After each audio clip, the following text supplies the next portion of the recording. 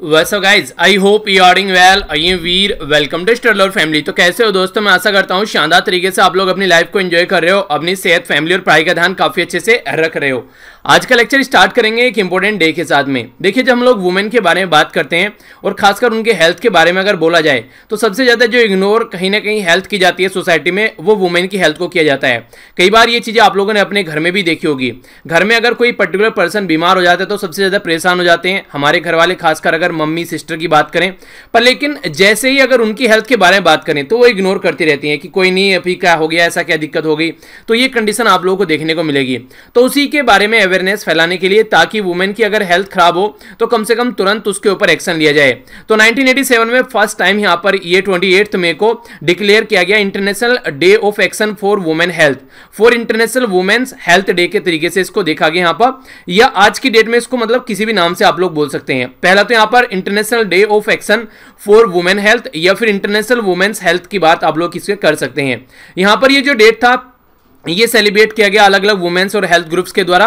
और यहां पर जो पर्टिकुलर इसको जो आगे चलकर कैंपेन इसका करना स्टार्ट किया गया, ये किया गया लैटिन अमेरिकन और कैरेबियन जो वुमेन हेल्थ नेटवर्क हैं, इसी के साथ में women global for reproductive rights जो हैं, इनके द्वारा मिलकर इसके बारे में इंफॉर्मेशन फैलाई गई। अगर आप लोग वैसे भी देखें, अगर वुमेन को कई सारी और भी प्रॉब्लम झेलनी पड़ती हैं एज कंपेयर टू मैन के कंपेयर में, जैसे प्रेगनेंसी रिलेटेड इशू आप लोग को देखने को मिलेगा। कभी भी इंसान को थोड़ी ना होगी प्रेगनेंसी का इशू, हमेशा वुमेन को होगा। तो एक्स्ट्रा बर्डन भी एक तरीके से हेल्थ के इशू का यहां पर वुमेन के ऊपर आता है। तो इसी के बारे में भी अवेयरनेस फैलाई जाती है। इससे रिलेटेड यहां पर खासकर जब बात करते हैं वुमेन की हेल्थ और वेलबींग के बारे में, तो सेक्सुअल एंड रिप्रोडक्टिव जो हेल्थ एंड राइट्स है उसके बारे में यहां पर बात की जाती है। तो रिमाइंड किया जाता है खासकर गवर्नमेंट को या फिर पार्लियामेंटेरियन है जो हमारी कंट्री में मेंबर ऑफ पार्लियामेंट या फिर मेंबर ऑफ लेजिस्लेटिव असेंबली है, ताकि वुमेन की हेल्थ के बारे में भी पॉलिसी बनाई जा सके और इनके हेल्थ के ऊपर भी फोकस दिया जा सके।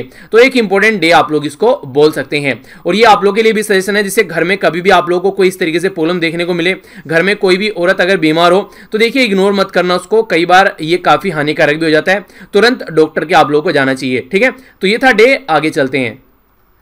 आइए, अब आज का क्विज है, अच्छे से इसको अटेम्प्ट कीजिए। बिना ऑप्शन के एक बार आंसर देना सीख लेना तो एग्जाम में आप लोगों को बिल्कुल आसान लगेगा, हलवा लगेगा। यानी कि ऑप्शन रहेंगे, क्वेश्चन बस आप लोगों को सामने देखना है और यहां पर बिना ऑप्शन के अटेम्प्ट कीजिए इनको।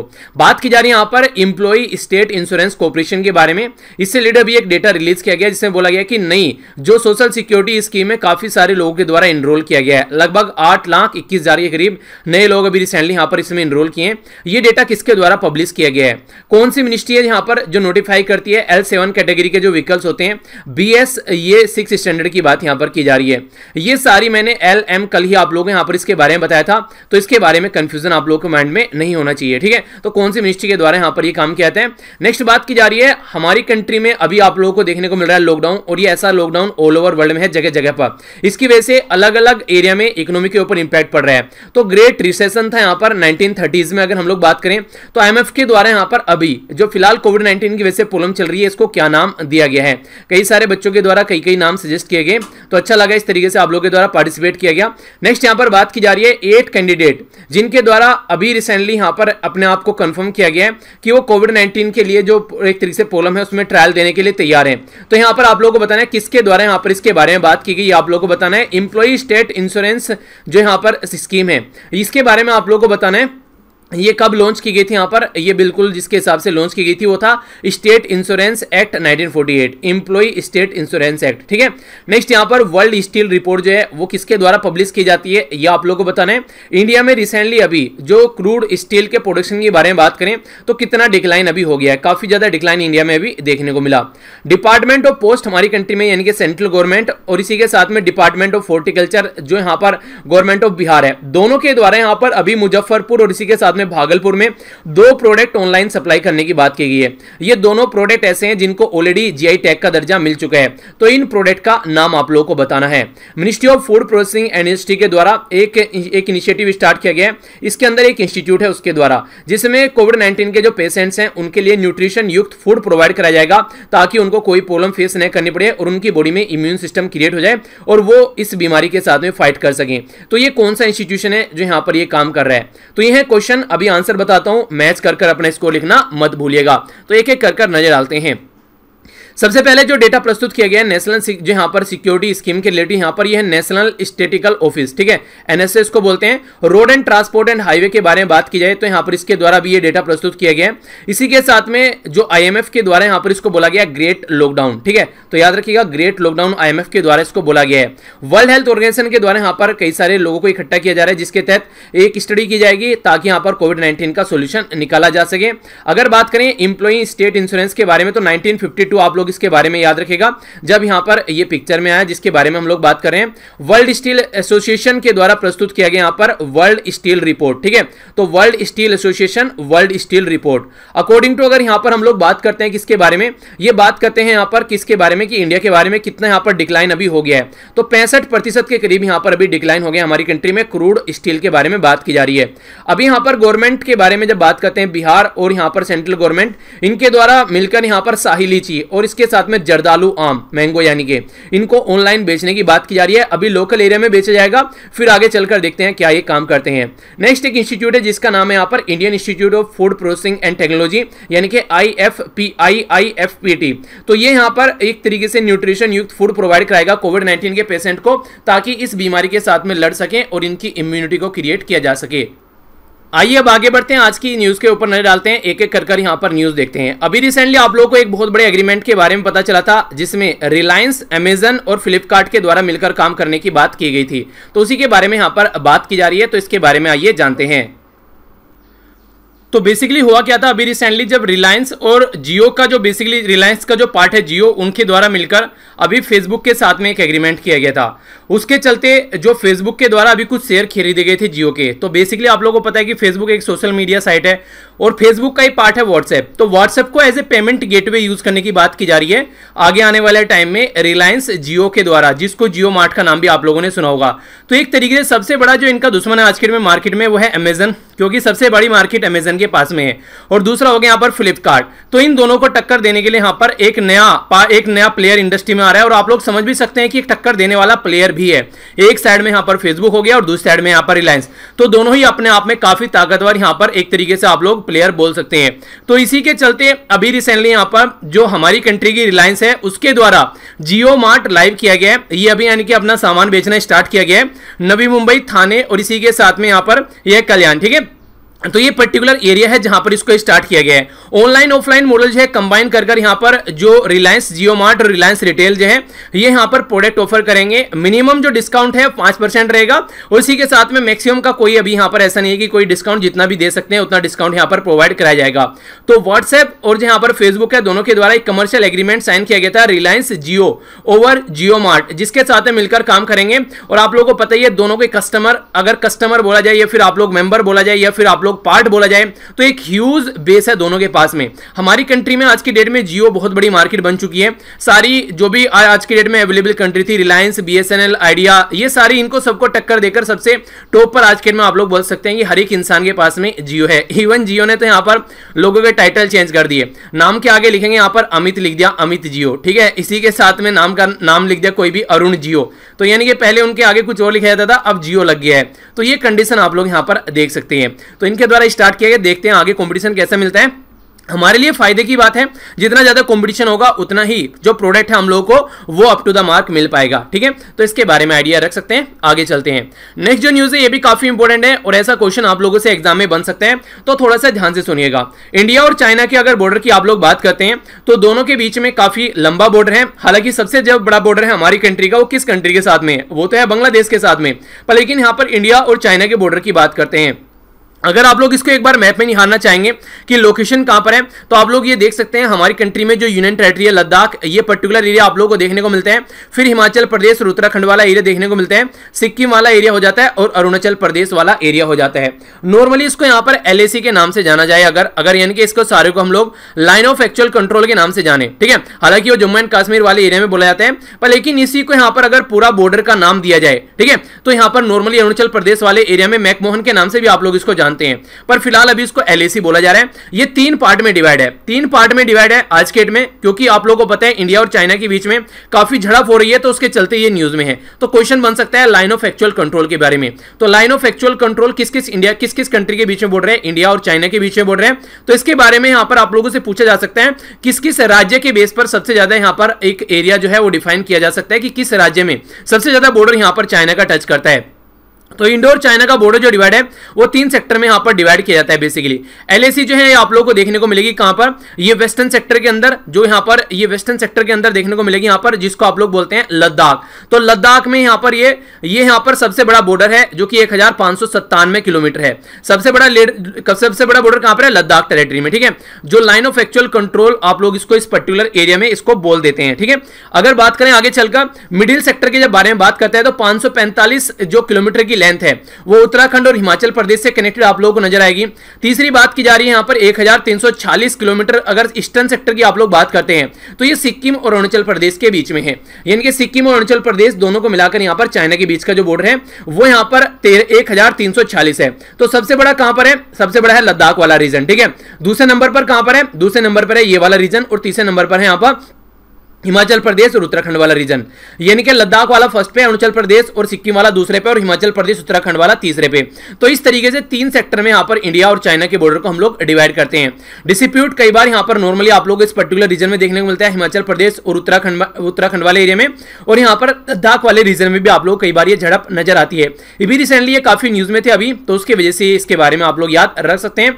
आप लोग को याद होगा ये है भूटान वाला एरिया यहां पर, और ये डोकलाम सेक्टर में जब डेडलॉक बना था इंडियन आर्मी और चाइनीज आर्मी के सामने, क्यों, रीजन ये था यहां पर चाइना बोल रहा था कि डोकलाम वाला मेरा एरिया है और उसको हड़पने की कोशिश कर रहा था। तो इसी के चलते इंडियन आर्मी वहां पर जाकर खड़ी हो गई, तो तब काफी लंबे समय तक एक दूसरे के सामने खड़े रहे, तो फिर दोनों ने एक एक साथ में पीछे हटने की बात की, तो इसलिए भी यहां पर ये न्यूज में था।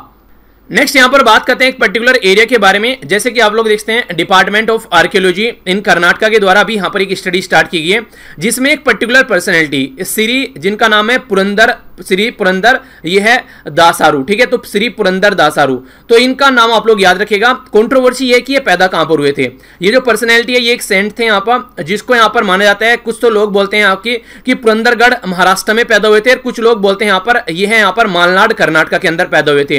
तो इसी के ऊपर स्टडी करने के लिए डिपार्टमेंट ऑफ आर्कियोलॉजिकल जो यहां पर कर्नाटका है, उन्होंने यहां पर इसके ऊपर स्टडी करना स्टार्ट किया है कि एग्जैक्टली इनका बर्थ प्लेस ढूंढा जाएगा कि यहां पर जो यहां पर ये पर्टिकुलर पर्सनैलिटी है, तो इनका एरिया कहां पर है, कहां पर ये पैदा हुए थे, ठीक है। तो इनको यहां पर जो इनका नाम या जरूर याद रखिएगा आप लोग, पुरंदरा दासा के नाम से भी इनको जानते हैं, ठीक है, या फिर आप लोग इनको पुरंदरा दासारू, कोई भी नाम बोल दिए, यहां पर बेसिकली इनके नाम ही आप लोगों को देखने को मिलेंगे।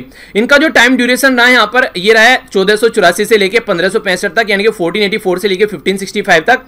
तो ये इनके द्वारा जो हरिदासा आप लोगों ने सुना होगा, हरिदासा नॉर्मली कृष्ण जी से हरि के दास, यानी कि लॉर्ड कृष्ण के सर्वेंट, तो हरिदासा वर्ड यहां पर यूज किया जाता है। तो इसका लिटरली मीनिंग यही होता है कि एक तरीके से कृष्ण भगवान के नौकर।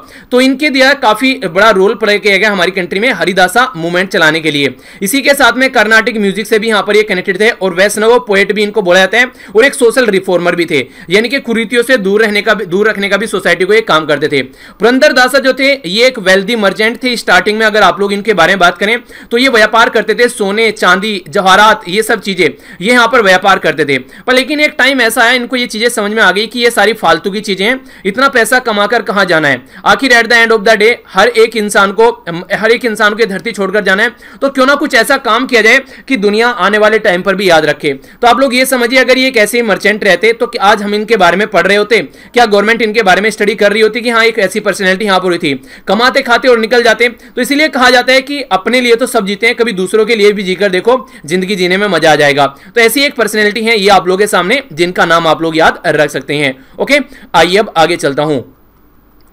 नेक्स्ट जो इंपोर्टेंट यहां पर ये न्यूज आप लोगों के सामने आ रही है, ये है साइक्लोन एम्फन के बारे में। ये अभी वेस्ट बंगाल और उड़ीसा में काफी बड़ा इसके द्वारा प्रकोप यहां पर देखने को मिला। तो यहां पर जो साइक्लोन है इसकी कोज एक तरीके से मैसिव जो डैमेज देखने को मिला, यहां पर खासकर आप लोगों को देखने को मिला। ये जो स्टडी इसके ऊपर की जा रही है यहां पर, ये बेसिकली किस पर्टिकुलर एरिया की बात की जा रही है, तो बहुत सारे पेड़ डैमेज हो गए यहां पर। आचार्य जगदीश चंद्र बोस इंस्टीट्यूट जो बोटनी गार्डन है उसके अंदर भी देखिए कई सारे एरिया होते हैं अलग अलग एरिया में, तो कहीं कहीं ज्यादा इंपैक्ट पड़ता है, कहीं कम इंपैक्ट पड़ता है। तो इस पर्टिकुलर एरिया में कई सारे पेड़ जो है यहाँ पर ये डैमेज हो गए इस पर्टिकुलर साइक्लोन की वजह से। आचार्य जगदीश चंद्र बोस जो यहाँ पर इंडियन बोटनिकल जो यहाँ पर बोटनिक गार्डन है, इसको प्रीवियसली इंडियन बोटनिक गार्डन के नाम से भी जानते थे या फिर कोलकाता बोटनिक गार्डन के नाम से भी जानते थे, फिर आज के दिन में इसका नाम ये है। अगर बात करिए सिचुएटेड कहां पर है, तो ये यहां पर सिचुएटेड आप लोगों को देखने को मिलेगा सोबितपुर हावड़ा नियर कोलकाता। बस ये रख लीजिए, ये याद रख लीजिएगा कोलकाता के पास में है, ठीक है।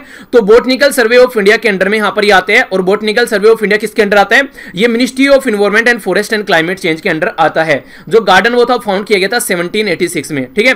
तो इसके बारे में आप लोग याद रख सकते हैं, ठीक है। एग्जैक्ट ये चीजें आप लोगों से पूछ ली जाती है कि पर्टिकुलर जैसे बोटनिकल सर्वे ऑफ इंडिया किस मिनिस्ट्री के अंडर में आते हैं, या फिर आचार्य Jagdish Chandra Bose Indian botanic garden किसके अंडर में आते हैं। तो ये मिनिस्ट्री जरूर याद रखेगा। ये कहां पर है? ये वेस्ट बंगाल के अंदर है, ठीक है। आगे बढ़ता हूं, बात करते हैं कि इंपोर्टेंट पर्सनैलिटी के बारे में। ऐसे जो क्वेश्चन आप लोगों से फ्रीक्वेंटली जो पर्सन इन न्यूज के बारे में क्वेश्चन बन जाते हैं, तो इनके बारे में थोड़ा सा डिटेल में जानेंगे। अभी हमारी कंट्री की एक महान पर्सनैलिटी इस धरती से अलविदा बोल गई, जिनका नाम था बलबीर सिंह। बलबीर सिंह के नाम के आगे सीनियर लगा देते हैं। रीजन क्या था? एक और प्लेयर है हॉकी के जिनका नाम बलबीर सिंह है, ताकि दोनों के बीच में डिफरेंस क्रिएट किया जा सके, तो इसलिए इनके नाम के सामने सीनियर लगा देते हैं। तो बलबीर सिंह सीनियर जो है 95 साल के अभी होकर यहां से अलविदा बोल कर गए।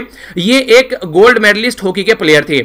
जो इनका टाइम ड्यूरेशन रहा 1924 से लेके 2020 तक रहा, यानी कि 1923 से लेके 2020 तक इनका टाइम ड्यूरेशन देखने को मिला।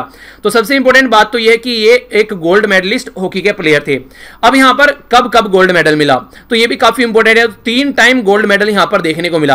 पहला जो गोल्ड मेडल था लंदन में यहां पर 1948 में, दूसरा हेलसिंकी यहां पर 1952, ये फिनलैंड में आप लोगों को देखने को मिलेगा, लंदन यूके में हो गया, मेलबर्न ऑस्ट्रेलिया में 1956 में। पहले में यहां पर ये प्लेयर थे, दूसरे में वाइस कैप्टन थे जो यहां पर, और तीसरे में जो मेलबर्न में हुआ ये खुद एक कैप्टन थे, जिसमें ओलंपिक का गोल्ड यहां पर इनके द्वारा जीता गया।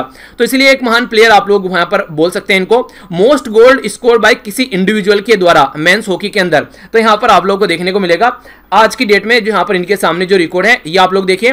और खासकर अगर बात करें 1952 के बारे में, ठीक है, जब ये वाइस कैप्टन थे, तो यहां पर इनके द्वारा 5 गोल दागे गए। जब इंडिया के द्वारा 6-1 से जीत की गई, तो 5 गोल अकेले इन्हीं के नाम थे। यहां पर नीदरलैंड को हराया गया गोल्ड मेडल गेम में, जो ये ओलंपिक आप लोगों को हेलसिंकी में देखने को मिला, ठीक है। तो ये भी एक इंपॉर्टेंट फैक्ट यहां पर हो जाता है। तो कंट्री में जो ग्रेटेस्ट एथलीट है उनमें आप लोग इनका नाम काउंट करते हैं। तो बलबीर सीनियर जो थे यहां पर ओनली इंडियन प्लेयर हैं अमंग जो 16 लीजेंड है आज के दिन में। अगर इनके बारे में बात करें जो इंडियन ओलंपिक कमेटी का पार्ट बने, ठीक है, सॉरी इंटरनेशनल ओलंपिक कमेटी का पार्ट बने ओलंपिक की हिस्ट्री में, तो उसमें से एक हमारी कंट्री के ये प्लेयर हैं। और हमारी कंट्री में पहले प्लेयर हैं जिनको जो पद्म श्री से नवाजा गया 1957 में। तो ऐसे क्वेश्चन आप लोगों से बड़ी फ्रीक्वेंटली पूछ लिए जाते हैं, तो इसके बारे में भी आप लोग थोड़ा सा आइडिया रखेगा।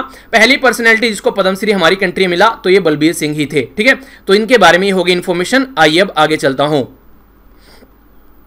नेक्स्ट जो इंपॉर्टेंट न्यूज है ये हमारी कंट्री की फोर्स से रिलेटेड है, फोर्स में भी खासकर एयर फोर्स से रिलेटेड है। यहां पर जो बात की जा रही है इंडियन एयर फोर्स के द्वारा ऑपरेशनलाइज करने की बात की जा रही है स्क्वाड्रन। यहां पर एक जत्था होता है हवाई जहाज का, ये आप लोग बोल सकते हैं, जिसको नंबर 18 नाम दिया गया है। ये फ्लाइंग बुलेट भी इसको बोला गया नंबर 18 फ्लाइंग बुलेट। तो ये बेसिकली जो जत्था बनाया जा रहा है कोयम्बटूर तमिलनाडु के अंदर, जो लाइट कम्बैक्ट एयरक्राफ्ट तेजस है उसका यहां पर जत्था इकट्ठा किया जा रहा है। ये जो यहां पर इसको स्टार्ट किया जा रहा है आज के दिन 27 मई को RK भदौरिया जो कि एयर फोर्स में हमारे जो चीफ मार्शल हैं उनके द्वारा यहां पर इसको लॉन्च किया जा रहा है। इसी के साथ में यहां पर सेकंड इस तरीके का स्क्वाड्रन है, इनके जत्था है हमारी कंट्री में, जो कि यहां पर इस तरीके से देखने को मिल रहा है। जो यहां पर नंबर 18 स्क्वाड्रन ये फॉर्म किया गया था, ये 1964 में फॉर्म किया गया था। पहला यहां पर श्रीनगर के अंदर है और दूसरा साउथ में हो गया, अब यहां पर तमिलनाडु के अंदर में। इसी के साथ में इसके द्वारा कई सारे जो यहां पर बात की जा रही है यहां पर अवार्ड, जैसे कि यहां पर अवार्डी जैसे परमवीर चक्र ड्यूरिंग द 1970 वार जो पाकिस्तान के साथ में हमारी युद्ध थी, इसमें बांग्लादेश कंट्री यहां पर एक नई कंट्री बनकर आई थी, तो इससे भी रिलेटेड यहां पर इसको जाना जाता है। लाइट कम्बैक्ट जो यहां पर तेजस है, जो टेललेस यानी कि इसकी पूंछ नहीं है, तो ये यहां पर 4th जनरेशन हमारी कंट्री में क्रिएट किया गया हिंदुस्तान एरोनॉटिकल लिमिटेड के द्वारा। सुपरसोनिक यहां पर एयरक्राफ्ट है जिसको लाइटेस्ट और इसी के साथ में स्मॉलेस्ट बोला जाता है, यानी कि काफी छोटा है यहां पर ये, जो हमारी कंट्री में इसको ऑपरेशनलाइज कर इंक्लूड करने की बात की जा रही है। तो इसके बारे में क्वेश्चन बने तो याद रखिएगा हिंदुस्तान एरोनॉटिकल लिमिटेड, जिसको HAL के नाम से भी आप लोग जानते हैं, ठीक है। तो इसके द्वारा इसको बनाया गया है। तो ये था आज का हमारा नन्हा सा मुन्ना सा प्यारा सा डिस्कशन। देख लेते हैं क्या क्या हम लोगों ने डिस्कस किया। सबसे पहले हम लोगों ने यहाँ पर देखा डे फॉर वुमेन हेल्थ, ये हम लोगों ने जाना। नेक्स्ट आप लोगों के सामने यहाँ पर क्विज था, उसका आंसर आप लोगों के द्वारा दिया गया। एक पर्टिकुलर सेंट के बारे में जाना जिसके ऊपर स्टडी की जा रही है कि कौन से राज्य से ये बिलोंग करते हैं। ठीक है, तो हरिदासा को काफी लार्ज स्केल पर जो मूवमेंट था इनके द्वारा प्रमोट किया गया। नेक्स्ट यहाँ पर हम लोगों ने जाना फेसबुक और रिलायंस के साथ मिलकर जो गठबंधन किया जा रहा है, तो गठबंधन की सरकार बना रहे हैं दोनों मिलकर, ऐसा आप लोग बोल सकते हैं। इंपॉर्टेंट है, याद रखना, ये काफी फ्रीक्वेंटली आप लोगों से एग्जाम में मैप बेस्ड क्वेश्चन बन सकता है, तो इसके बारे में याद रखिएगा। ठीक है, तो कई बार ऐसे क्वेश्चन आप लोगों से पूछ लिए जाते हैं, तो जो भी यहाँ पर डिस्प्यूटेड रीजन होते हैं उसकी हिस्ट्री थोड़ी सी आप लोगों को पता होनी चाहिए। नेक्स्ट जो हम लोगों ने यहाँ पर डिस्कस किया, डिटेल में डिस्कस किया यहाँ पर जो बलबीर सिंह सीनियर जी के बारे में, तो इनका नाम आप लोग याद रखिएगा। और फर्स्ट हमारी कंट्री में पद्मश्री जो विनर थे यही थे यहाँ पर, तो इसलिए भी आप लोग इनसे याद रख सकते हैं। नेक्स्ट जो यहाँ पर बात की जा रही है, ये हम लोगों ने देखा यहाँ पर हमारी कंट्री में किस तरीके से अपनी जो फोर्स है उसकी स्ट्रेंथ को बढ़ाने की बात की जा रही है, तो इसके बारे में हम लोग को यहाँ पर चीजें जानने को मिली। तो ये था टोटल डिस्कशन। आइए एक बार नजर डाल लेते हैं आज के कुछ क्वेश्चंस के ऊपर जो कि आप लोग को अटेम्प्ट करने हैं। आचार्य Jagdish Chandra Bose Indian botanical garden को पहले किस नाम से पुकारा जाता था? बोटनिकल सर्वे ऑफ इंडिया किस मिनिस्ट्री के अंडर में आता है? LAC जो यहाँ पर आप लोगों को देखने को मिलती है, ये लद्दाख वाले रीजन में कितनी किलोमीटर है? उत्तराखंड और यहाँ पर हिमाचल प्रदेश वाले रीजन में कितनी, और सिक्किम और अरुणाचल प्रदेश वाले में कितनी, तो ये बेसिकली आप लोगों को पता होना चाहिए। ठीक है, इसके बारे में क्वेश्चन आप लोगों से पूछा जा सकता है। बेसिकली जो डिवाइडेड लाइन है, ठीक है, LAC तो नॉर्मली इसको आप लोग जम्मू एंड कश्मीर वाले एरिया में बोलते हैं। ठीक है, आगे चलते हैं। यहाँ पर ये इंडियन एयरफोर्स के द्वारा बात की जा रही है, एक नया स्क्वाड्रन बेस बनाने की, तो एक कहां पर बनाया जा रहा है ये आप लोगों को बताना है। लाइट कम्बैट जो तेजा है यहाँ पर, ये किसके द्वारा डेवलप किया गया है ये आप लोगों को बताना है। बलबीर सिंह सीनियर जो थे 3 टाइम ओलंपिक यहाँ पर, तो कहां पर ये यहाँ पर बेसिकली गेम हुए ये आप लोगों को बताने हैं। तो पहली पर्सनैलिटी थे जिनको एक अवार्ड दिया गया, तो कौन सा अवार्ड था? जो फर्स्ट जो प्लेयर थे यहाँ पर जिनको ये दिया गया, ऐसे भी क्वेश्चन आप लोगों से पूछे जा सकते हैं, तो इसके बारे में आप लोगों को आंसर देना है। तो ये था टोटल आज का डिस्कशन। आई होप कि आप लोगों ने इसको अच्छे से एंजॉय किया होगा, इसी तरीके से एंजॉय करते रहिए। नेक्स्ट लेक्चर में मिलता हूं। पीडीएफ आप लोग यहां से जाकर डाउनलोड कर लिया कीजिए, सारी पीडीएफ एक जगह इकट्ठी आप लोगों को मिल जाती है। लेक्चर को तभी लाइक और शेयर करना है अगर आप लोगों को पसंद आता है, अगर पसंद नहीं आता तो डिसलाइक करके कमेंट बॉक्स में जरूर बताइएगा डिसलाइक क्यों किया है। लाइक करने से ये पता चल जाता है कि हाँ आप लोगों को लेक्चर पसंद आ रहा है, और डिसलाइक करने से ये पता चलता है कि पसंद नहीं आ रहा है। पर पसंद क्यों नहीं आ रहा है ये आप लोगों को लिखना पड़ेगा। ठीक है, तो ये एक फीडबैक की तरीके से आप लोग प्रोवाइड करा सकते हैं। मेरे साथ में सब सोशल मीडिया हैंडल पर आप लोग कनेक्ट रह सकते हैं, सारे लिंक वीडियो के नीचे मिल जाएंगे। मिलता हूं नेक्स्ट लेक्चर में। बड़ों को नमस्ते, छोटों को प्यार, छोटी सी लाइफ एंजॉय करो यार। तब तक के लिए जय हिंद।